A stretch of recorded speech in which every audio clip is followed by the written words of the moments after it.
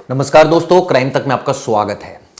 Lawrence का ये episode number 3 है। हम लॉरेंस के इतिहास के बारे में आपको बता रहे थे। मैंने 2 वीडियो इस पर बनाई है और आपको बताया किस तरह से वो जेल में रहते रहते दोस्ती करता रहा, उसके अलग अलग दोस्त बनते रहे और उसके बाद एक एक करके अलग अलग लोगों का मर्डर करता रहा या करवाता रहा।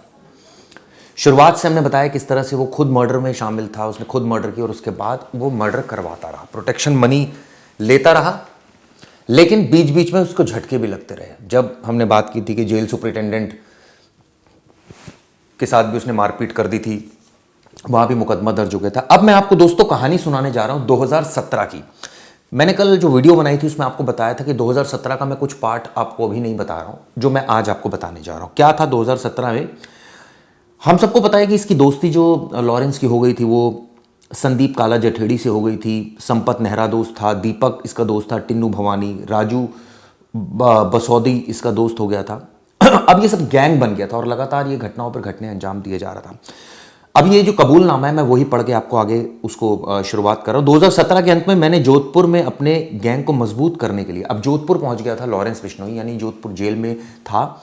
वहां उसने सुनील श्रीराम हॉस्पिटल का जो चेन का जो मालिक था और कुछ और लोगों पर उगाही के लिए फायरिंग करवाई और दोनों आप सोचिए कि उगाही के लिए उसने ये फायरिंग करवाई और 50-50 लाख की फिरौती वसूली। ये मैं कल आपको थोड़ी सी मैं इसका हिंट दे चुका था। अब आगे बढ़ता हूं। अब क्या हुआ था? जोधपुर जेल में रहते हुए वीरेंद्र को अंबाला जेल से भगाने की प्लानिंग मैंने रची। ये उस वक्त जब जोधपुर जेल में था, जब बंद था, तो इसने प्लानिंग रची क्योंकि इसके कई सारे अब दोस्त थे, अलग अलग जेलों में बंद थे। अब ऑब्वियसली उनकी भी मदद करनी है। और मैं एक चीज़ नोटिस कर रहा हूँ इसके कैरेक्टर में लॉरेंस की, कि ये अपने दोस्तों की मदद कर रहा था इन टर्म्स ऑफ उनको भगाने के लिए, क्योंकि अगर वो भगाएगा तो नेचुरली उनके पक्के दोस्त बनेंगे। तो इसने क्या किया, वीरेंद्र काला राणा को अंबाला जेल से भगाने की प्लानिंग बनाई, लेकिन मेरे भेजे हुए गैंग के सदस्यों को पुलिस ने गिरफ्तार कर लिया, पकड़े गए, यानी कि वो भाग नहीं सका, प्लानिंग फेल हो गई। इसके बाद ये बताता है मैंने अपने गैंग के हीरू और विष्णु के द्वारा जोधपुर के 3 लोगों के ऊपर गोलियां चलाई और तीनों से फिरौती वसूली। 3 लोगों पर गोलियां चलाई। जैसे मैंने बताया बहुत सारे इसके दोस्त बन गए थे, लेकिन अब एक इसकी जीवन में एक और टर्न आने वाला था, जो कि इसकी दोस्ती होने वाली थी आनंद पाल गुर्जर से। हम सबको पता है आनंद पाल गैंग बहुत फेमस गैंग है, राजस्थान का गैंग था। अब कैसे इसने उस गैंग से भी अपनी दोस्तियां करी और कैसे वो दोस्ती पक्की हो गई, ये मैं आपको बताने जा रहा हूं। अजमेर जेल ट्रांसफर हो गया था इसका। मेरी मुलाकात आनंद पाल गैंग के सदस्यों से हुई और आनंद पाल के छोटे भाई विक्की पाल से इसकी दोस्ती हो गई। विक्की के कहने पर मैंने उसके दुश्मन सरदार की हत्या अपने गैंग के सदस्यों को भेजकर करवा दी। अब ये इसका काम क्या था लॉरेंस का, कि आपका दोस्त बन गया, जो आपके दुश्मन है उनको मरवा दिया अपने गैंग के लोगों से, तो और अच्छी दोस्ती हो गई। अब क्या हुआ कि दोनों गैंग मिलकर काम करने लगे, यानी कि अब तक पहले जग्गू भगवानपुरिया इसका दोस्त हो गया था, अब इसका जेल में दोस्त हो गया था आनंद पाल, जो कि और इसका नेटवर्क स्ट्रांग होता जा रहा था लगातार। विक्की के कहने पर मैंने उसके दुश्मन सरदार की हत्या अपने गैंग के सदस्यों को भेजकर करवा दी। इस केस में भी उसकी अरेस्टिंग हुई। दोस्तों कई सारे केसेस में लॉरेंस की अरेस्टिंग हुई है और मर्डर केसेस में जिसमें उसने हत्या की और करवाई।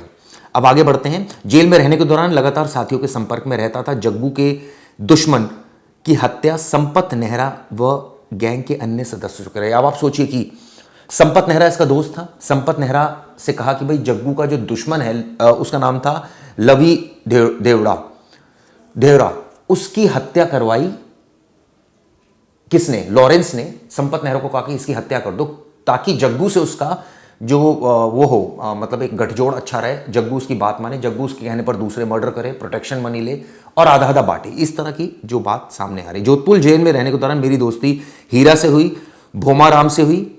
मैंने फेसबुक में काफ़ी सक्रिय रहता था। ये हम सबको पता है कि लॉरेंस फेसबुक पर बहुत ज़्यादा एक्टिव रहता था और लगातार उसके कई सारे गैंग के लड़के उससे कनेक्ट होने लगे। विक्की जोधपुर नाम का भी लड़का एक फेसबुक के द्वारा इसके संपर्क में, एक लड़का था विक्की जोधपुर जिसका नाम था। ये विक्की उससे अलग था, जो आनंद पाल का भाई था विक्की पाल से अलग था। मैंने फिरौती के लिए वासुदेव ईरानी को कॉल किया। ये एक बहुत ही इंटरेस्टिंग लॉरेंस का एक किस्सा है, जिसमें उसने एक शख्स था, एक बिजनेसमैन था वासुदेव ईरानी, उसको फोन किया, उसको धमकाया, लेकिन उसने उल्टे लॉरेंस को गालियां देनी शुरू कर दी। आप सोचिए, उसको जब गालियां दी लॉरेंस को, मैंने अपने गैंग के सदस्यों से वासु की हत्या करवा दी। गैंग के सदस्यों से कुछ ही दिनों में उसकी हत्या हो गई।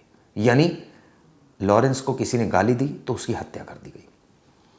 जिससे पूरे जोधपुर में मेरे गैंग का खौफ पैदा हो गया और मैंने कारोबारियों से फिरौती वसूली थी, क्योंकि मैंने कई कारोबारियों से फिरौती वसूली थी। अब आप सोचिए, ये जो काम था ये भी कारोबारी था वासुदेव ईरानी, इससे फिरौती वसूली। इससे पहले जो श्रीराम जो हॉस्पिटल का जो मालिक था उससे फिरौती वसूली, वहाँ भी 50-50 लाख की फिरौती वसूली। इसके अलावा ये भी बात सामने आई कि इसने अपने गैंग के सदस्यों के द्वारा जोधपुर के 3 लोगों पर गोलियां चलवाई और तीनों से फिरौती वसूली। यानी कि पूरे राजस्थान, जोधपुर, अजमेर, इन साइट्स पर ये बिजनेसमैन को थ्रेट कर रहा था, करवा रहा था अपने गैंग के सदस्यों के द्वारा और फिरौतियां वसूल रहा था। अब इसमें एक चीज और भी सामने आई कि इसकी मुलाकात आनंद पाल के भाई विक्की से हुई और विक्की के दुश्मनों को मारा इसने। इसके बाद इसने लवी को मारा जो कि जग्गू भगवानपुरिया का दुश्मन था। तो इस तरह से इसने जो दूसरा गैंग था, यानी एक तरह से जग्गू भगवानपुरी और दूसरा आनंद पाल गैंग से भी इसकी नजदीकियां बढ़ती चली गई। अब आगे बढ़ते हैं। मैंने फिरौती के लिए वासुदेव को कॉल किया और यहां भी पूरे जोधपुर में एकदम गैंग का खौफ हो गया, क्योंकि जोधपुर में अभी तक आनंद पाल गुर्जर का राज था, लेकिन अब लॉरेंस का इसमें राज शुरू हो गया, क्योंकि लॉरेंस ने दोस्ती गांठ ली। और यही बात शायद एनआईए की चार्जशीट भी कहती है कि इसने जो दूसरी गैंग से दोस्ती करनी शुरू कर दी, उनके काम करने शुरू कर दिए, उनके लिए काम करने शुरू कर दिए, तो नेचुरली दोस्ती बढ़ गई। मैंने फरीदकोट जेल, अब आप सोचिए ये अजमेर जेल की जब कहानी थी, जब इसकी आनंद पाल के भाई से मुलाकात हुई थी, इससे पहले जोधपुर जेल की कहानी थी, अब आ गए फरीदकोट जेल में। पंचकुला के एक फाइनेंसर से फिरौती वसूलने के लिए गोली चलवाई, हर जगह चलवाई, मैंने चलवाई, किसी के कहने पर गोलियां चलवा दी और फिरौती वसूल की। इस वारदात में मेरे ऊपर मुकदमा और मेरी गिरफ्तारी भी हुई। इसमें भी पुलिस ने उसके खिलाफ मुकदमा किया और इसको अरेस्ट किया। यानी कि कई सारे मुकदमे, जो हम 84 मुकदमों की बात कर रहे हैं लॉरेंस के खिलाफ, जो अलग अलग थानों में दर्ज है, वो कुछ इसी तरह के हैं। अब आप सुनिए, ये मैं क्यों वासुदेव ईरानी का यहां जिक्र कर रहा हूं, क्योंकि यही वो शख्स था जिसकी अब इसमें आ गया है कि मर्डर केस में गिरफ्तार करके इसको जोधपुर लाया गया था, क्योंकि जोधपुर का वो व्यापारी था जिसका इसने मर्डर कर दिया था, जहां पर मुझे कोर्ट में पेश किया गया। जो कोर्ट से बाहर निकलते वक्त अब सबसे बड़ा ट्विस्ट जो आया था, जो मैंने वीडियो में आपको कहा था कि मैं ये कहानी आपको बाद में सुनाऊंगा, मैंने अब सुना दिया आपको, लेकिन जो ट्विस्ट हम सीधा सलमान खान पर जंप कर गए थे, वहां से बात शुरू हो रही है कि सलमान खान से इसकी मुलाकात होती है 2017 में पहली बार। आमना सामना होता है, काले हिरण का इसने शिकार किया था, कोर्ट से उसे सजा नहीं मिल रही थी। मैंने सिर्फ मीडिया में आने के लिए, ध्यान से सुनिएगा जो लॉरेंस ने कहा है कि मैंने मीडिया में आने के लिए और विश्नोई समाज में मेरा नाम के लिए ये सब कुछ किया ताकि नाम हो जाए। सलमान खान को धमकी देने के केस में मुझे अरेस्ट किया गया, इसके बाद जोधपुर जेल में मुझे भेज दिया गया। ये जो बात कही है लॉरेंस ने कही, यानी पहली बार उसकी मुलाकात सलमान खान से 2017 में हुई थी और कुछ इसी तरह से हुई थी जैसे मैंने आपको जिक्र किया। इसके बाद सुनिए क्या कहानी है, बड़ी इंटरेस्टिंग कहानी है। एक बार मैं इसको और अपने दर्शकों के लिए रिपीट कर देता हूं ताकि कोई कंफ्यूजन ना रहे। इसने दरअसल जो अपना बेस बना लिया था, वो बना लिया था 2017 के अंत में राजस्थान साइड में, जहां जोधपुर में अपने गैंग को इसने मजबूत किया, एक डॉक्टर का किडनैप किया, उगाही की, उस फायरिंग की और 50-50 लाख वहां से वसूले। उसमें भी अरेस्टिंग हुई, रिमांड पर जोधपुर लाया गया। जोधपुर जेल में रहते हुए वीरेंद्र काला को इसने भगाने की कोशिश की अंबाला जेल से, लेकिन इसके पकड़े गए। फिर इसने जोधपुर रहते रहते 3 लोगों के ऊपर फायरिंग करवाई, वहां से भी वसूली की। इसके बाद ये अजमेर जेल में शिफ्ट हो गया, जहां इसकी विक्की पाल से मुलाकात होती है, उसके दुश्मन को मार दिया, यानी कि जो विक्की पाल का दुश्मन था सरदार, उसको मार दिया। इसके बाद इसने जेल में रहते रहते ही जग्गू के एक दुश्मन को मार दिया, लवी को। अब जोधपुर जेल में इसकी और लोगों से मुलाकात होनी शुरू होगी। वासुदेव ईरानी को इसने धमका दिया, उसने गाली दी तो उसको मरवा दिया। अब जब उसको मरवाया तो इसको कोर्ट में जब पेश किया गया तब इसकी सलमान खान से आमना सामना हुआ और इस तरह से इसने सलमान खान को धमकी दी। अब आगे आ जाता हूं, जो कि ये जो डिस्क्लोजर स्टेटमेंट है इसका पेज है। हरियाणा राजस्थान बॉर्डर पर शराब तस्करों से प्रोटेक्शन मनी लेने के दौरान वहां का लोकल बदमाश अजय बीच में आ रहा था। अब एक और बदमाश बीच में आ गया था लॉरेंस के, जब वो प्रोटेक्शन मनी ले रहा था। अब आप देखिए प्रोटेक्शन मनी किन लोगों से ले रहा है, जो अवैध धंधा कर रहे हैं, यानी कि शराब तस्करी जो कर रहे हैं, जो सट्टेबाज लोग हैं और जो मेनली शराब तस्करी थे। अजय एक आ गया था, अब वो अपना हिस्सा मांग रहा होगा, इन दोनों की टसल हुई आपस में। अजय पर कुछ मुकदमे भी चल रहे थे तथा वह जेल में था। मेरे निर्देश पर अब क्या हुआ, संपत नेहरा ने, जो कि इसका साथी था, अक्षय पहलवान ने और अन्य सदस्यों ने अजय की हत्या कोर्ट में पेशी के दौरान कर दी।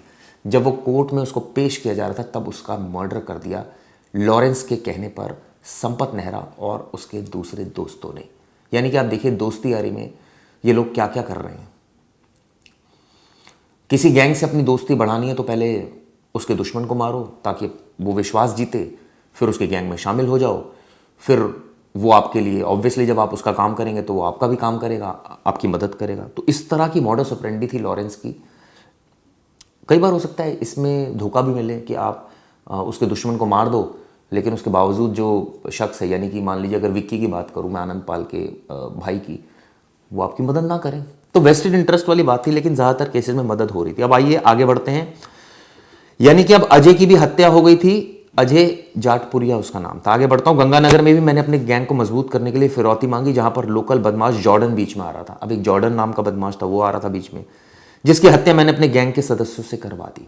आपने देखा बहुत सारे केसेस में इसने अपने दुश्मनों को अपने गैंग के सदस्यों से मरवा दिया, खुद नहीं मारा। जिसके बाद गंगानगर में मेरी गैंग काफ़ी मजबूत हो गया और मैंने शराब व नशे के तस्करों से प्रोटेक्शन मनी लेना शुरू कर दिया। जैसे मैंने कहा था, अब प्रोटेक्शन मनी किन किन से लॉरेंस ले रहा था? शराब के तस्करों से ले रहा था, ड्रग्स का जो धंधा कर रहे थे उन लोगों से ले रहा था, क्योंकि ये इनकी नॉलेज में थे कि कौन कौन से लोग ड्रग्स का धंधा कर रहे हैं। और कहीं ना कहीं जो बीच में आ रहा था उसका मर्डर करवाता जा रहा था। अपने दोस्तों को जेल से छुड़वाने की इसने प्लानिंग करता जा रहा था। जैसे अंबाला जेल से छुड़वाने की प्लानिंग की, हालांकि वो उसमें पकड़े गए इसके साथी। इसके अलावा जो अपने दोस्त थे उनके दुश्मनों को मारता जा रहा था, और प्रोटेक्शन मनी साथ साथ व्यापारियों को धमकाता जा रहा था, और साथ साथ प्रोटेक्शन मनी जो जिनसे लेनी होती थी, जो बीच में आ रहा था उनका भी मर्डर करता जा रहा था जो बदमाश। तो ये सारी एक साथ बहुत सारे काम लॉरेंस उस वक्त कर रहा था। 2017 की मैं आपको बात बता रहा हूं। इसके बाद 2018 आता है। संपत नेहरा को पुलिस ने पकड़ लिया। ये एक बहुत बड़ा झटका लगा। वीरेंद्र काला जेल से बाहर जमानत पर आ गया था। मैंने वीरेंद्र काला और राजकुमार बसौदी को आपस में मिलवाया और आगे गैंग को चलाने के निर्देश दिए। अब ये सबसे बड़ा ये था कि भाई अब गैंग को चलाना है। कुछ लोग गैंग के जेल में चले गए हैं, तो कैसे गैंग चलेगा? जब जो बदमाश बाहर हैं वो आपस में मिलेंगे, और ये काम लॉरेंस ने करवाया। जब पुलिस ने पकड़ लिया तो संपत नेहरा चला गया, तो गैंग की एक कड़ी कमज़ोर हो गई थी। लेकिन वीरेंद्र का उर्फ काला राणा जेल से बाहर जमानत पर आ गया था, और राजकुमार बसोदी को आपस में मिलवा दिया गैंग चलाने का। मैंने जेल के अंदर से लगातार सभी गैंग मेंबर्स के संपर्क में बना रहता था। आप सोचिए, हमेशा हर गैंग के मेंबर से बना रहता था, यानी कितना ज़्यादा फ़ोन का इस्तेमाल करता था। और 2017 की ये तो बात 18 की बात हो रही है। उस वक्त तो मीडिया बहुत ज़्यादा हालांकि हाईलाइट करता था चीज़ों को, लेकिन इस तरह से नहीं निकलती। आप सोचिए, वो लगातार ही बात कर रहा है अपने गैंग के सदस्यों से। उसने मतलब बीच में ऑन एंड ऑफ कभी छोड़ा नहीं होगा फ़ोन, मुझे ऐसा लगता है। आगे बढ़िए। इस बीच नरेश सेठी संदीप उर्फ काला जठेड़ी ने मेरी बात सचिन एलियस भांजा से करवाई, जो कि दुल्हेड़ा गांव का रहने वाला था, और उसने भी गैंग के लिए कई वारदातों को अंजाम दिया। अब आप देखिए, दोस्त का दोस्त गैंग में आ रहा है और वो गैंग के लिए काम कर रहा है, और गैंग बढ़ता जा रहा है, प्रोटेक्शन मनी आ रही है। ये सारी डिस्ट्रीब्यूशन किस तरह से हो रहा था पैसों का? यानी कि अगर मान लीजिए शराब तस्करी से 50 लाख रुपए आए, तो कैसे डिस्ट्रीब्यूशन हो रहा था? हथियार भी खरीदने थे, गैंग के सदस्यों को भी देने थे, उनके रहने खाने का भी इंतजाम करना था। तो बहुत सारी चीज़ें साइड बाय साइड, ये गैंग एक तरह से पूरा बिजनेस रन हो रहा था। ये इसको कहा जाए तो कुछ गलत नहीं होगा। मेरी गैंग के अंकित भादु का चंडीगढ़ में पुलिस ने एनकाउंटर कर दिया। अब एक सेटबैक लगा लॉरेंस गैंग को जब अंकित भादु का एनकाउंटर कर दिया गया, जिस कारण गैंग के सदस्यों में दहशत बन गई। अब डरने लगे लोग कि भाई अब हो सकता है हमारा भी एनकाउंटर हो जाए, पुलिस इनका भी एनकाउंटर कर दे। ये एक बहुत बड़ा ट्विस्ट था जब गैंग बिखरने की कगार पर आ गया 2018 में, जब गैंग का जो मेन सदस्य था अंकित भादु, उसको मार दिया गया। मैंने गैंग की सेफ्टी सुचारू कार्रवाई चलाने के लिए अब इस समय ज़रूरी था कि गैंग को जो दहशत है उसको ख़त्म की जाए और उसको एक बहुत कोऑर्डिनेटेड वे में चलाया जाए। उसके लिए क्या किया लॉरेंस ने? संदीप यानी काला जठेड़ी से मशवरा किया, वीरेंद्र काला से किया, बसौदी से किया, को थाईलैंड जाने के लिए तैयार किया। अब अपने देश में था खतरा, पुलिस का दबाव बढ़ता जा रहा था, मुकदमे दर्ज होते जा रहे थे। तो ऐसे में सबसे ज़्यादा सेफ जगह थी वो थी विदेश भाग जाओ और वहां से अपना क्राइम ऑपरेट करो, क्योंकि यहां तो आप पकड़े जा सकते हो। यहां तो लगातार शिकंजा कसता जा रहा है, गैंग के सदस्यों के बारे में मुखबरी होती जा रही है।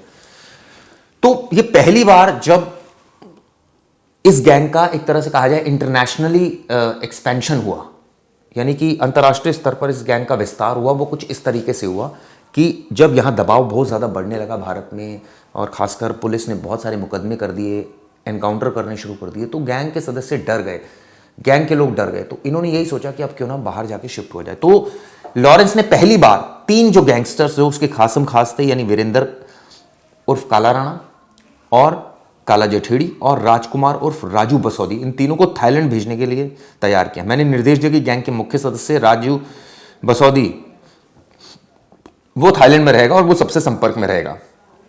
ये डिसाइड हुआ। अब क्यों राजू बसौदी को चुना गया, ये भी एक बड़ी विचित्र कहानी हो सकती है इसके पीछे। शायद उनको लगा होगा वो चीज़ें अच्छी तरह टैकल कर लेगा और बहुत सारे फैक्टर्स रहे होंगे। राजू बसौदी ही एक ऐसा सदस्य को दूसरे सदस्य से वीडियो कॉल के द्वारा कनेक्ट करवाएगा। अब क्या था कि सबसे बड़ा ये था कि भाई आप वहाँ रह रहे तो आप एक दूसरे से बात कैसे करेंगे। तो ये एक जिम्मेदारी दी गई राजू बसौदी को कि वो गैंग के जिसको भी जिससे बात करनी होगी वही करवाएगा बात, यानी कि वो वॉइस कॉल से करवाएगा, वट एवर टेक्नोलॉजी, यानी टेक्नोलॉजी में वो ठीक रहा होगा शायद, इसलिए उसको चुना गया। गैंग के कोई भी मुख्य सदस्य आपस में बात नहीं करेंगे, एक तो ये बात तय की गई। आप देखिए कितना शातिरपना दिमाग था कि कोई आपस में बात नहीं करेगा, क्योंकि बात अगर होती है तो वो कॉल ट्रेस भी हो सकती है, पता लग सकता है कि आप लोग कहाँ हैं। तो एक तो कोई एक दूसरे से बात नहीं करेगा। दूसरा, किसी के थ्रू बात होगी अगर होगी तो, जैसे यूजुअली ये एक अच्छा स्टाइल है, मतलब ये अपराधियों का एक स्टाइल होता है कि वो कभी भी अगर किसी के पास कोई मैसेज पहुंचाना होता है तो शायद डायरेक्टली बात नहीं करते, वो इस तरह से इनडायरेक्टली किसी के थ्रू बात करते हैं।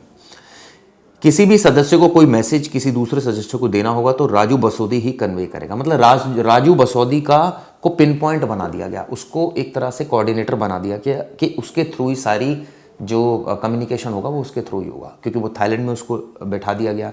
वहाँ उसकी जिम्मेदारी लगा दी गई कि भाई अगर मान लीजिए किसी को लॉरेंस से बात करनी है, किसी को या काला जेठेड़ी से बात करनी है, या फ़र्ज़ कीजिए वीरेंद्र काला राणा से बात करनी है, तो किस तरह से बात होगी, ये जो है ये इस तरह से इन्होंने जो पिन पॉइंट पर्सन बनाया राजू बसौदी को है, जिससे वह कभी भी पुलिस की गिरफ्त में ना आ सके। मैंने वीरेंद्र काला राणा राजकुमार के लिए नकली पासपोर्ट का इंतजाम करके भेज दिया था। दोनों को इसने थाईलैंड भेजा, यानी वीरेंद्र भी गया थाईलैंड उर्फ काला राणा और बसौदी भी गया थाईलैंड।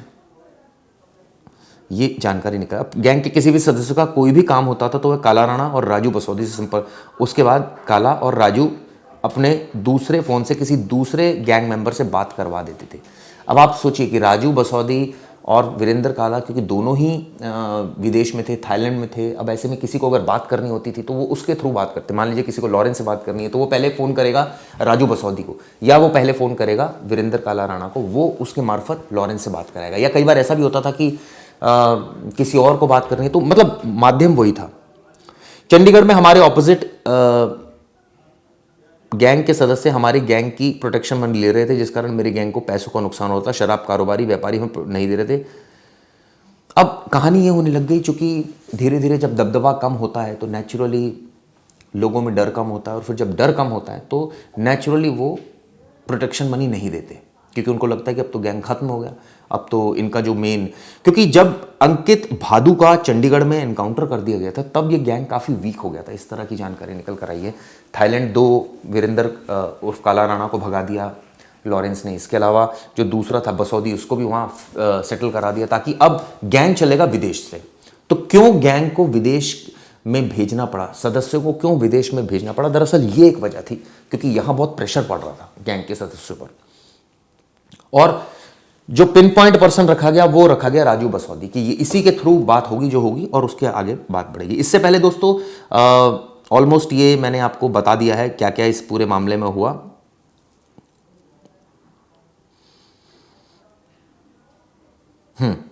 अब इसमें मैं आपको बताता हूँ, चंडीगढ़ में हमारे ऑपोजिट गैंग के सदस्य लगातार हमारी गैंग की प्रोटेक्शन मनी ले रहे थे। अब इससे ऑब्वियसली नुकसान होता। चंडीगढ़ में एक प्लॉट पर भी विरोधी गैंग का सोनू शाह कब्जा करने की कोशिश कर रहा था। एक गैंगस्टर था सोनू शाह, जो विरोधी गैंग का था, इनका कोई प्लॉट था उस पर कब्जा। इसलिए मैंने अपनी गैंग के राजकुमार बसौदी व अन्य सदस्यों से सोनू की गोली मारकर हत्या करवा दी, जिससे उसका एक अन्य इस वारदात को अंजाम देने के बसौदी ने देश से बाहर रहकर सारा इंतजाम किया था। मैंने अपनी गैंग को हरियाणा, राजस्थान, पंजाब बॉर्डर में सबसे ताकतवर बनाए रखने के लिए अपने दुश्मन जयपाल गैंग के सदस्य मनप्रीत सेखू की हत्या राहुल व गैंग के अन्य सदस्यों से करवा दी थी। अब देखिए गैंग के अन्य सदस्य कौन कौन थे। मनप्रीत सेखू भी मारा गया था, अपने दुश्मन जयपाल गैंग के सदस्य जयपाल गैंग था जो कि एंटी गैंग था, उसका सदस्य था मनप्रीत, उसकी हत्या राहुल जो कि हरियाणा का रहने वाला था और गैंग के अन्य सदस्यों से करवा दी थी। इसके अलावा जो लॉरेंस ने क्या किया था, सोनू शाह कब्जा करने की कोशिश कर रहा था, मैंने अपने गैंग के बसौदी और अन्य से सोनू की भी हत्या करवा दी थी। यानी कि आप देखिए फिर यही कहानी, यानी कि लगातार हत्या पे हत्या वो करवा रहा था और इस तरह से उसकी कहानी आगे बढ़ रही थी। इस वीडियो में मैंने दोस्तों आपको बहुत सारी चीज़ें बताने की कोशिश की, किस तरह से गैंग बिखरा, किस तरह से अंकित भादु का एनकाउंटर हुआ, उसके बाद कैसे थाईलैंड में राजू बसौदी शिफ्ट हो गया। इसके बाद जो आखिरी कहानी ये बताती है कि किस तरह से सोनू शाह का मर्डर करा गैंग के सदस्यों ने, लॉरेंस गैंग के। इसके अलावा एक विपक्षी गैंग था जयपाल गैंग, उसके मनप्रीत सेखू का भी, मन्ना जिसको कहा जाए, उसकी भी हत्या की। आप ये देखिए। इसके अलावा मैंने आपको बताया किस तरह से ये जो पूरा गैंग था इसको जोड़ने की कवायद में लगा रहा कौन, यानी लॉरेंस बिश्नोई। ये भी पता चला कि भाई एक कोई अजय नाम का बंदा इनके प्रोटेक्शन मनी के बीच में आ रहा था, उसको इसका मर्डर कर दिया। इसके अलावा बहुत सारे बिजनेसमैन से इन्होंने फिरौतियाँ वसूली। जेल में इन्होंने जो आनंद पाल के भाई विक्की से भी दोस्ती करी, दुश्मनों को मारा, उनके जग्गू के दुश्मनों को मारा। तो इस तरह से गैंग के साथ ये लगातार जुड़ते चले गए, कई सारे गैंग के साथ। और अजमेर जेल में हमने बताया किस तरह से ये सारी हुआ। इन्होंने वासुदेव ईरानी को भी कॉल किया था, उसको धमकाया, फाइनली उसको भी मरवा दिया। तो ये जब सारी चीज़ें की तो इनके गैंग का दबदबा राजस्थान साइड में भी होने लगा, क्योंकि इनको सपोर्ट आनंद पाल गुजर कर रहा था, उसका भाई कर रहा था। इस बीच पहली बार जब सलमान खान कोर्ट में पेश हुआ तब आमना सामना लॉरेंस का हुआ और तब भी ये बात सामने आई कि उसने ये साफ बोला कि मैंने मीडिया में आने के लिए, अपने समाज में बने रहने के लिए इस तरह की बात बोली थी कि मैं उसका कत्ल कर दूंगा। इससे पहले मैंने दोस्तों आपको बताया किस तरह से 2017 के अंत में जब इसने 50-50 लाख की फिरौती जो है वो मांगी थी, किससे, डॉक्टर सुनील से, जो राजस्थान में श्रीराम हॉस्पिटल के नाम से चेन चलाते थे, जोधपुर के एक ट्रैवल कंपनी के मालिक। इन दोनों पर फायरिंग करवा दी, इन दोनों से 50-50 लाख रुपए ले लिए। ये थी कहानी। अभी इसमें और भी बहुत सारी चीज़ें बची है जो मैं आपको अगली वीडियो में बताऊंगा, लेकिन इसमें इस कहानी से क्या समझ में आ रहा है, इस कहानी से समझ में आ रहा है कि अपने गैंग को, दुश्मनों को मारते चले जाओ, दोस्त बनाते चले जाओ दूसरे गैंग के सदस्यों को। इसमें हमने ये देखा किस तरह से अंबाला जेल से उसने छुड़ाने की कोशिश की संपत नेहरा को, यानी दोस्तों के लिए उसने बहुत कुछ किया। लॉरेंस बिश्नोई ने दोस्तों के लिए उसने गोलियां तक चलवाई, उनको छुड़वाया ताकि एक पक्की दोस्ती हो जाए, विश्वास कायम हो जाए, ताकि दूसरे गैंग के यानी जग्गू को ये लगे या विक्की को ये लगे, विक्की पाल को, कि ये अब हमारा बंदा है, ये हमारा बंदा है और ये हमारे, इसने दुश्मनों को मारा है तो ये अब हमारा बंदा है, तो अब ये हमारा बंदा है तो इसकी मदद करो, जो ये कह रहा है करो। इसी तरह उसने शराब तस्करों पर शिकंजा कसने लगा, जो बीच में आ रहा था शराब तस्कर के उसको मारना शुरू कर दिया, जो उससे प्रोटेक्शन मनी। तो इनकी प्रोटेक्शन मनी लगातार बनी रही। और उसके बाद जब भादु का एनकाउंटर हो गया पुलिस द्वारा, जब इनको लगने लगा कि अब तो भाई हमारे देश में हमें ही दिक्कत होने लगी है, पुलिस एनकाउंटर पर एनकाउंटर कर रही है, गैंग में दहशत फैल गई। अब क्या था कि अपने दोस्तों को इसने सेटल भी करना था, अपने, ये एक तरह से गैंग को बिजनेस की तरह चला रहा था। आप सोचिए कि उसको सेटल करना था अपने गैंग को, तो इसने क्या किया, इन दोनों को विदेश भेज दिया, थाईलैंड भेज दिया। किसको, बसौदी को थाईलैंड भेजा, वीरेंद्र काला राणा को थाईलैंड भेजा, और वहां से गैंग अब ऑपरेट होना शुरू हो गया था। और अब कहानी इसके बाद शुरू होती है, जो मैं आपको अगली वीडियो में बताऊंगा, कैसे अब ये गैंग इंटरनेशनल लेवल पर इसकी पकड़ बननी शुरू हो गई थी, क्योंकि देश में खतरा था, पुलिस सख्त हो रही थी, गैंग टूट रहा था, प्रोटेक्शन मनी आनी बंद हो गई थी, क्योंकि अब लगने लगा था दुश्मनों को कि अब तो इनका दबदबा खत्म हो गया है, क्योंकि पुलिस ने एनकाउंटर कर दिया है और इनके गैंग के सदस्य डरने लगे थे। तो ये कहानी मैंने इस वीडियो से आपको बताने की कोशिश की कि लॉरेंस के बेसिकली किस तरह से अपराध की जर्नी रही, कैसे उसने दुश्मनों की मदद की, कैसे उसने उसके बाद दुश्मनों की मदद, इनफैक्ट दुश्मनों को मारा जो इनके सहयोगी थे, उसके बाद कैसे इसने दोस्तों को छुड़वाया, यानी दोस्ती के लिए उसने बहुत कुछ किया। और शायद यही वजह थी कि उसका गैंग लगातार नेटवर्क बड़ा होता चला गया। एक आध धोखा भी उसको मिला होगा कि जिसका उसने काम किया उसने उसकी फिर भी मदद नहीं की, लेकिन ज़्यादातर लोग ऐसे नहीं होते दोस्तों। आप किसी की मदद करते हैं तो वो भी आपकी मदद करता है। शायद इस केस में भी ये देखने को मिला। अगली वीडियो में आपको मैं ये बताऊंगा कि इस गैंग का इंटरनेशनल एक्सपेंशन थाईलैंड से कहां कहां हुआ और कैसे ये गैंग आगे बढ़ा। ये वीडियो कैसी लगी जरूर बताइएगा। इसके क्रम में मैंने 2 और वीडियो बनाई हैं दोस्तों, वो भी देखिएगा, तभी आपको पूरी कहानी और क्रिस्टल क्लियर तरीके से साफ होगी। धन्यवाद दोस्तों।